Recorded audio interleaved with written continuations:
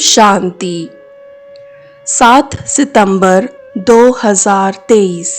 बाबा के महावाक्य। मीठे बच्चे, विचार सागर मंथन कर श्री कृष्ण और परमात्मा शिव के महान अंतर को स्पष्ट करो। प्रश्न: ब्रह्मा बाबा अपने आप से क्या बातें करते हैं? उन्हें वंडर क्या लगता है? उत्तर: ब्रह्मा बाबा अपने आप से बातें करते, पता नहीं क्या होता जो शिव बाबा घड़ी घड़ी भूल जाता है। ऐसे तो नहीं, बाप जब प्रवेश करते हैं तब याद रहती है, बाबा चले जाते हैं तो याद भूल जाती है। परंतु मैं तो उनका बच्चा हूँ, याद भूल क्यों जाती? क्या मेरी याद से ही बाबा आते हैं? ऐसे ऐसे बाबा अपने आप से बातें करके वंडर खाते रहते हैं। मुरली का गीत है, तू प्यार का सागर है। ओम शांति। शिव बाबा बैठ करके अपने सिकिलधे बच्चों को समझाते हैं कि गीता का भगवान कौन है, क्योंकि इस समय भारत में है अज्ञान अंधियारा। इसको कहा जाता है घोर अंधियारा, अज्ञान अंधियारा। फिर सोचना चाहिए ज्ञान का। परमपिता परमात्मा को ही मनुष्य मानते हैं कि वह ज्ञान का सागर है, नॉलेजफुल है। अच्छा, वह ज्ञान का सागर है, उनसे क्या मिलता है? नदियों से पानी मिलता है तो भर भर कर स्नान भी करते हैं। तुमको ज्ञान सागर से क्या मिलता है? एक बूंद। बाप आकर बच्चों को समझाते हैं, मैं ज्ञान का सागर हूँ, तुमको बूंद देता हूँ। कौन सी बूंद? सिर्फ कहता हूँ, मैं तुम्हारा बाप हूँ, तुम मुझे याद करो। समझो कि हम अपने शक्ति धाम, सुख धाम जाते हैं। ज्ञान सागर 1 सेकंड में जीवन मुक्ति वैकुंठ में भेज देते हैं। घर बैठे भी दिव्य दृष्टि दे देते हैं। मनुष्य तो 1-2 को सामने दृष्टि देते हैं, बाबा घर बैठे साक्षात्कार करा लेते हैं। एक बूंद मिलने से तुम यहाँ से चले जाते हो, यहाँ बैठे बैठे तुम वैकुंठ में चले जाते हो। अब बाप बैठ समझाते हैं, गीता का भगवान कौन है? वह है ज्ञान का सागर निराकार। मनुष्य तो गाते हैं श्री कृष्ण के लिए। अब तुमको समझाना है, श्री कृष्ण ने ज्ञान नहीं सुनाया। पहले पहले तो कहते हैं श्री कृष्ण ने माता के गर्भ से जन्म लिया, कंसपुरी थी। फिर आवाज हुआ, हे कंस, तुमको मारने वाला आ चुका है। यह तो जानते हो सब असुर हैं, कंस, जरासंधी, अकासुर, बकासुर, पाप आत्माएं सबका विनाश करने लिए उनका जन्म दिखाते हैं। तो श्री कृष्ण ने जन्म लिया, वह तो छोटा था। फिर ज्ञान कब दिया? वह तो युद्ध के मैदान में श्री कृष्ण का बड़ा रूप दिखाते हैं, छोटा तो नहीं दिखाते हैं। वैसे ही श्री कृष्ण जयंती के बाद फिर गीता जयंती दिखाते हैं। कुछ समय के बाद जब वह बड़ा हुआ तब ज्ञान दिया होगा। यह भी दिखाते हैं जन्म लिया है। टाइम भी दिखाते हैं, रात्रि के समय। यहाँ तुम देखते हो शिव बाबा की पधरामनी हुई है। कोई को पता नहीं कि कब प्रवेशता हुई। शिव बाबा तो बच्चा बना नहीं है, वह तो बूढ़े वानप्रस्थ अवस्था में आया है। कब आया उसकी डेट है नहीं। श्री कृष्ण की तो तिथि तारीख है और वह गर्भ से पैदा हुआ है। यहाँ शिव बाबा तो ज्ञान का सागर है, उनको छोटा होना नहीं है जो फिर बड़ा होकर ज्ञान सुनाए।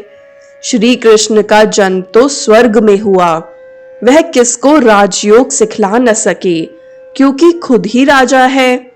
बरोबर तुम जानते हो, निराकार बाप ही आकर राजयोग सिखलाते हैं। पतितों को पावन, राजाओं को राजा बनाते हैं। उस हद के रात और दिन तथा इस बेहद के रात और दिन के अर्थ में भी फर्क है। यह है संगम, जबकि ब्रह्मा की रात पूरी हो ब्रह्मा का दिन शुरू होता है। यह है बेहद की रात्रि, अज्ञान अंधियारा। सतयुग में है सोझरा, उस रात की बात नहीं। वह तो श्री कृष्ण का जन्म रात में मनाते हैं। वह हुई हद की बात, ये है बेहद की। बाप कहते हैं मैं आता हूं, मेरी कोई तिथि तारीख नहीं। कृष्ण राम आदि की तो तिथि तारीख है, मुख्य है ही दो। अभी श्री कृष्ण जयंती आती है ना, उन्हों को समझाना है कृष्ण तो छोटा बच्चा है। रात और दिन तो ब्रह्मा का गाया जाता है। ब्रह्मा का दिन श्री कृष्ण है और ब्रह्मा की रात ब्रह्मा है। ब्रह्मा ही फिर सो कृष्ण बनता है।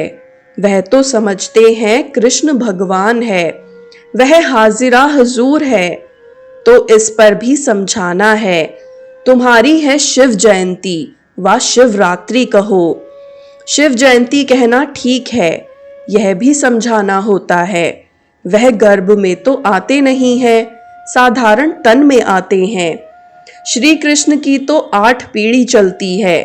छोटेपन में उनको मोहन अथवा कृष्ण कहते हैं। जैसे प्रिंस ऑफ वेल्स है, वैसे पहले पहले गद्दी इंद्रप्रस्थ की प्रिंस ऑफ इंद्रप्रस्थ। फिर वह प्रिंस से किंग होगा। कृष्ण अक्षर नहीं, महाराजा नाम ही गाया जाता है। श्री लक्ष्मी नारायण को महाराजा महारानी कहते हैं। किंग अक्षर अंग्रेजों का है, असुल नाम महाराजा महारानी है।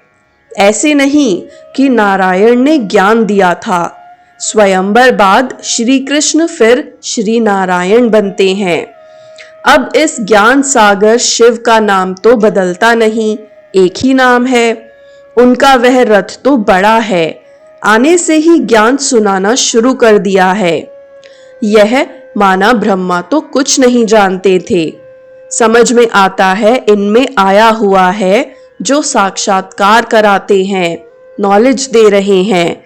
यह साक्षात्कार का राज अथवा यह नॉलेज शुरू में पहले समझ में नहीं आती थी। बाबा अपना अनुभव बतलाते हैं।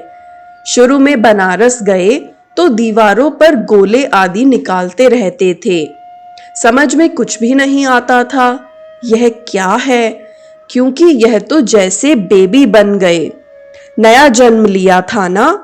कहते हैं ना बाबा हम 8-10 मास का आपका बच्चा हूं, तो मैं भी बच्चा हो गया। तो पहले कुछ समझ में नहीं आता था, वह ज्ञान की बातें ही और थीं। अगड़म बगड़म क्या क्या बैठ निकालते थे। अभी तो सीखते सीखते कितने वर्ष हो गए हैं, अभी बाप की बातें समझ में आती हैं। बच्चों को कृष्ण जयंती पर समझाना है। चित्र तो बरोबर है, झाड़ में ब्रह्मा का चित्र भी है। मक्खन तो यह हप कर लेते हैं, विश्व के मालिक पने का माखन है। श्री कृष्ण तो सतयुग की प्रारब्ध लेकर के आया है। श्री कृष्ण है सतयुग का पहला प्रिंस, फिर उनके बच्चे भी प्रिंस बनेंगे। यह है उनकी प्रारब्ध जो कलयुग में तो थी नहीं। तो यह सूर्यवंशी की प्रारब्ध किसने बनाई? गाया जाता है ज्ञान सूर्य प्रगटा, अज्ञान अंधेर विनाश। ज्ञान सागर तो शिव बाबा है, वह आए हैं और स्वर्ग की स्थापना कर रहे हैं। कॉन्ट्रास्ट बतलाना है। श्री कृष्ण कैसे गर्भ में आया दिखाते हैं। वहां कंस जरासंधि आदि थे, परंतु वहां माना सतयुग में असुर तो हो न सके।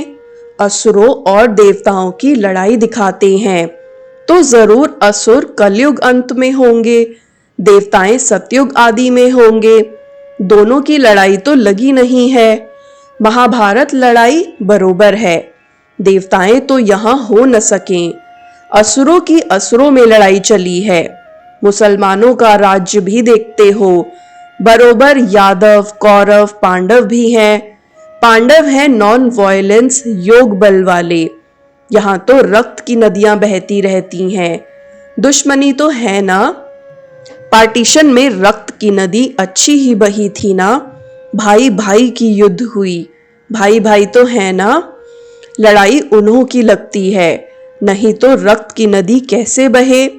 यह तो एक दो का खून करते हैं, तलवारें चलाते हैं, तब रक्त की नदी बहती है।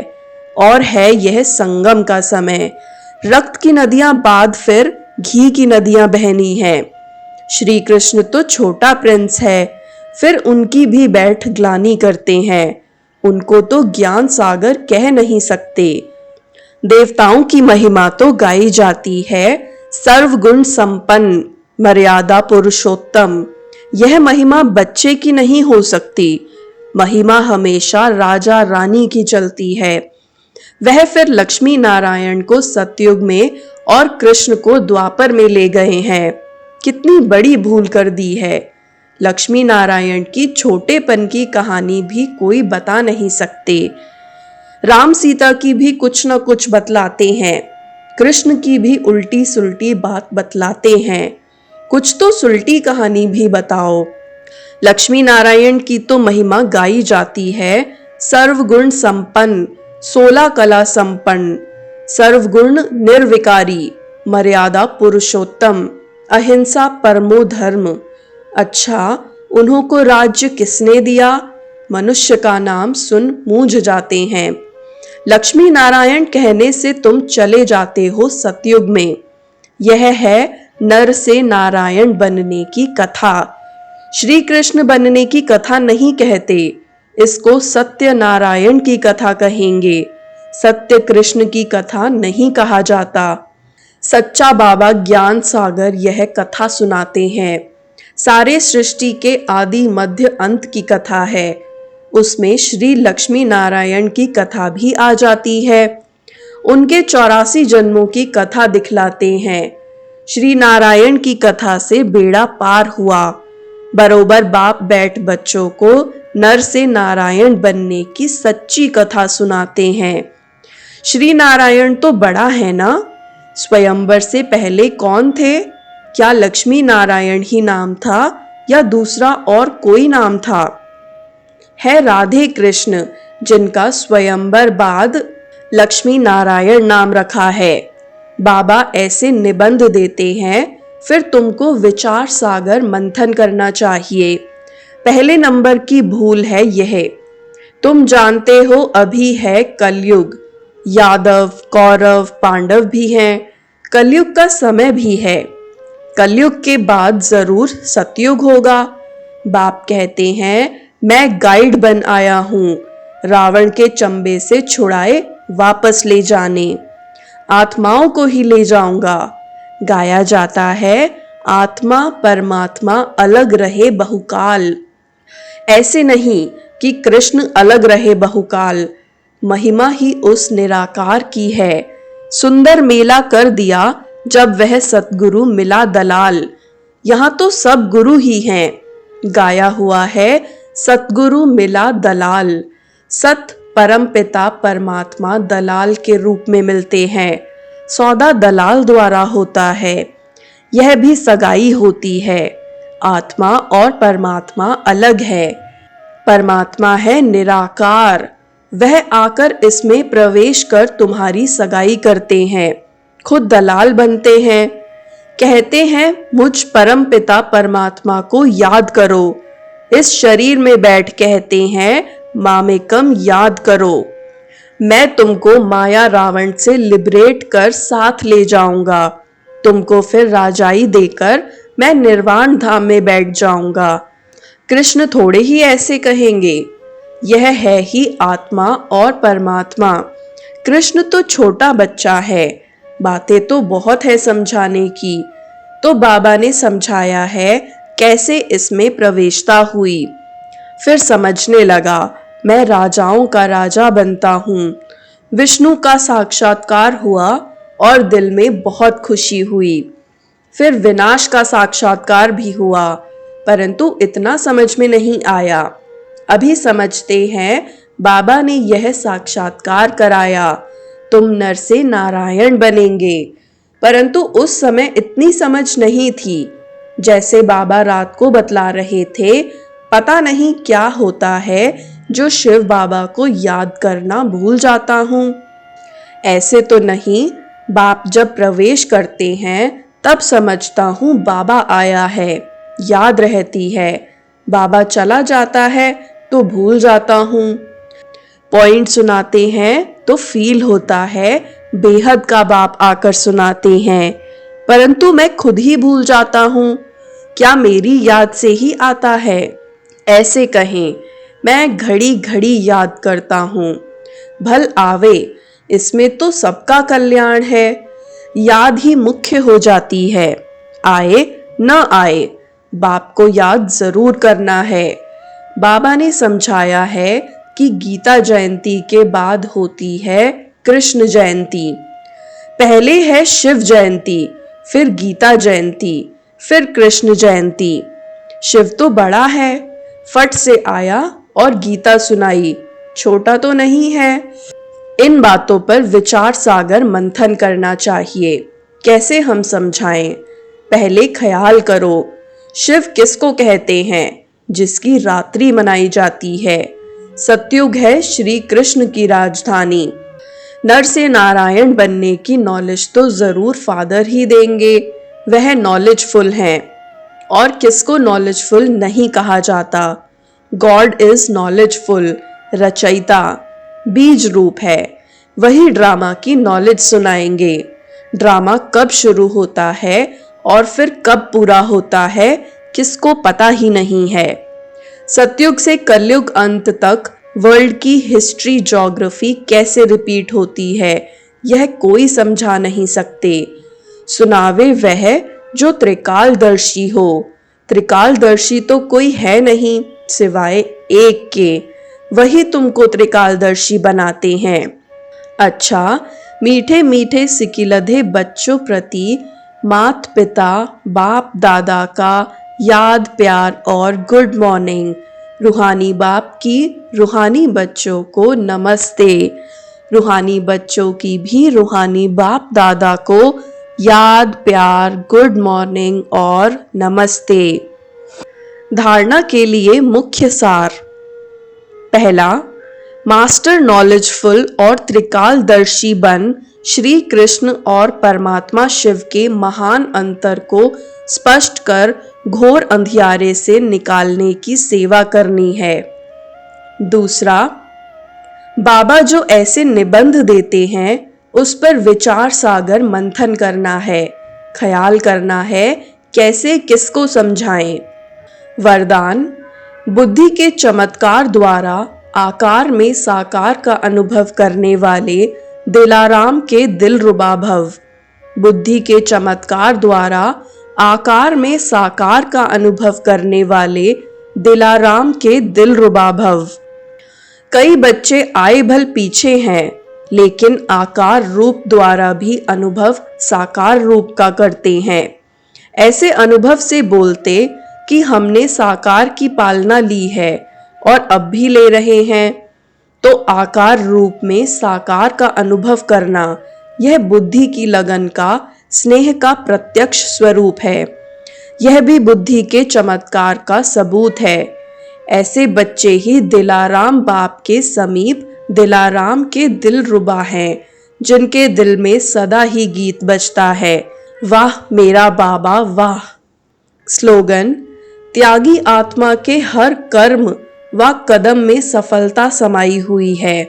त्यागी आत्मा के हर कर्म व कदम में सफलता समाई हुई है। ओम शांति।